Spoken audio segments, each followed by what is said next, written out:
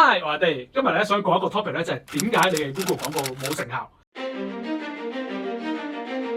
經常咧都有一啲朋友啦去問我嘅，阿爹，如果揾你做廣告㗎，我有幾多 traffic 或者係我嘅 CPC 係幾多錢咁樣啦？咁我諗咧，源自於有呢個諗法咧，就係 Google 咧其實一開始好 sell 自己咧，就係按點擊收費嘅。總之嗰啲人點擊咗先至俾到錢，如果佢冇點擊咧，你就有免費嘅曝光啦咁樣。咁所以咧，大家就會 focus 咗究竟每次嘅 CPC 即係點擊成本係幾多錢？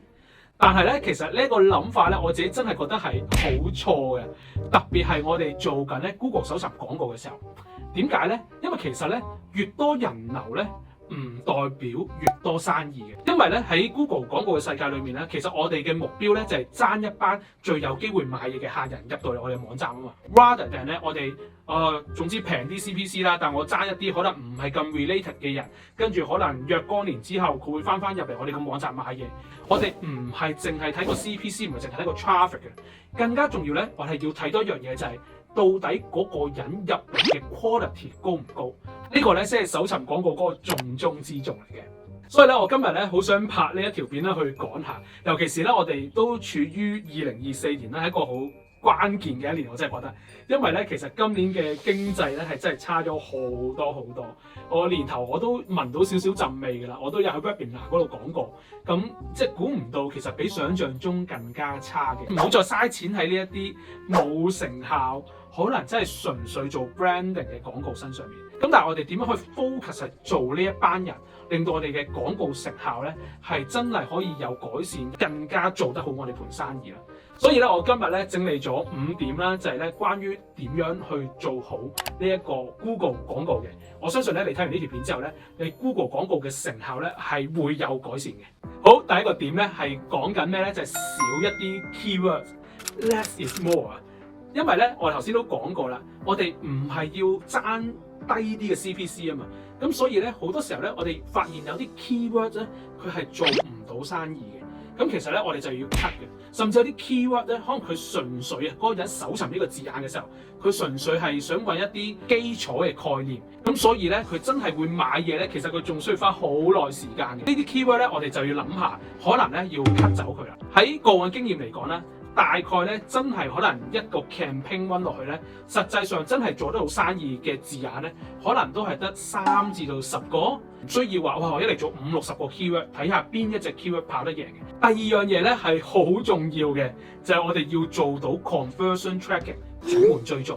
因為咧喺做廣告嘅情況咧，其實而家咧已經係好靠 AI 去做廣告噶啦。咁所以咧，你追蹤到嗰個人，譬如咧，即係喺你個網站嗰度填個 form， 撳個 WhatsApp， 或者係你喺個網店，佢哋喺呢個網站嗰度加購物車或者買咗嘢，呢啲動作咧，如果你可以傳翻啲 signal 咧俾 Google 咧，其實咧第一佢就可以咧即係知道啊，原來你網站嘅目標係做呢啲，咁我就幫你揾更加有機會達成呢啲目標嘅一班人翻嚟。第二咧就係當我哋有做呢個動作嘅時候咧，我哋先可以做到 point one 講嗰樣嘢，就係邊一啲 keyword 係冇乜用嘅咧，實際上佢係幫唔到件事嘅咧，咁我哋咧就可以咧唔使嘥咁多錢喺啲冇效嘅 keyword 上面咯。第3樣嘢咧就好搞笑嘅，就係要做翻多啲 keyword 啦。我知咧，即係話咁聽落真係玩嘢咁樣，其實唔係嘅，因為咧我想講做多啲 keyword 嘅呢一 part 咧，其實我想講咧，你要做一個廣告類型叫 Dynamic Search Ad 動態搜尋廣告。呢個講過一個咩嘅模式咧？就係其實咧佢有少少唔係用緊 keyword 嘅 concept 嘅，佢係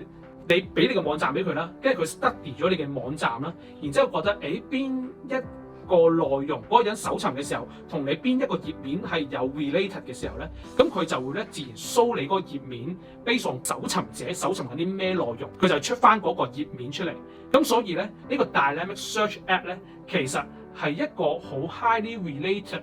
to 真係揾緊你嗰個網頁嘅人嘅嗰啲資訊嘅。我自己覺得有2 type 人咧好適合做嘅。第一 type 咧就係你網店，而且你有好多 product 嘅，例如可能有超過我諗最少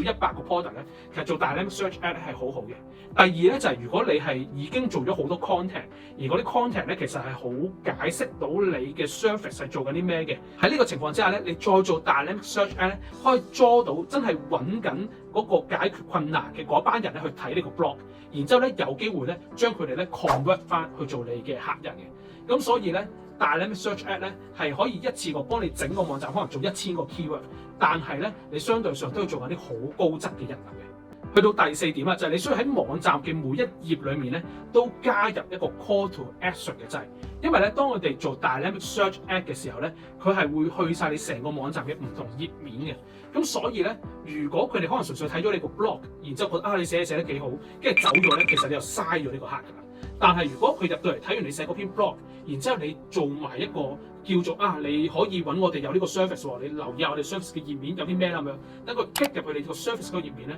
其實咧你就增加咗好大量嘅轉換嘅機會。所以咧喺配合做 Dynamic Search Ad 嘅情況之下咧，記得喺網站嘅每一頁都要加入 Call to Action。到第5點啦，我覺得係超級重要嘅，就係建立信任啦。建立信任咧，我覺得可以用一個比喻去講嘅。當你今日啦執整晒要去見工啦咁樣，咁你點樣去令到個僱主相信你係勝任呢份工，甚至願意請你咧？其實咧，亦都好多時候咧有少少似咧，就我哋網站點樣令到對方咧相信我哋幫佢做得到嗰件事嘅。呢個咧係可能體現緊喺你網站入邊嘅嗰個品牌。你係咪品牌有一致性啦？你嘅 logo 啦，你嘅顏色啦，或者你品牌嘅信念啦，諸如此類，呢啲咧都係會提升人哋對你嘅信任嘅。第二樣嘢咧，當然就係你嘅 cert 啦。如果你過往讀書讀得好好嘅，或者你已經考過好多唔同嘅 cert 嘅，咁呢啲位咧你 post 出嚟咧，其實都係增強咗人哋對你嘅信心嘅。又或者可能你嘅產品經過咗某個 test 係已經攞到某啲嘅成就啦咁樣。呢啲嘢咧，其實都可以幫助你咧提升到咧人哋對你嘅信任嘅。第3樣嘢咧，我覺得係更加重要嘅，就係你有過往做過嘅一啲 case 嘅 study，